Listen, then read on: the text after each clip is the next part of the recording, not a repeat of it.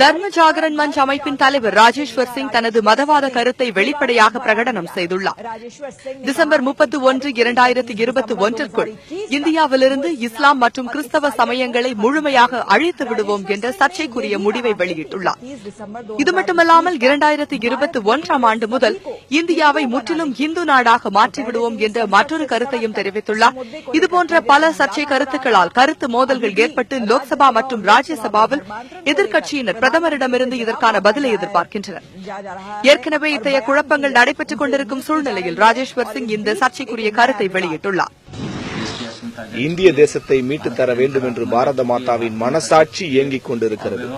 எனவே டிசம்பர் 31, 2021ஆம் ஆண்டு இந்தியாவில் கிறிஸ்தவர்கள் மற்றும் இஸ்லாமியர்களின் இறுதி நாளாக இருக்கும்.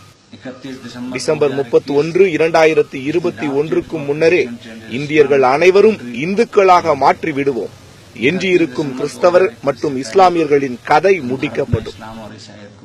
இது என்னுடைய முடிவு, என்னை சார்ந்தவர்களின் ஒட்டுமொத்த முடிவு. இதை முற்றிலுமாய் செயல்படுத்த நாங்கள் முழுமூச்சாய் பாடுபடுவோம். முடியாத பட்சத்தில் அடுத்த கட்ட தீவிர நடவடிக்கைகளில் ஈடுபடுவோம்.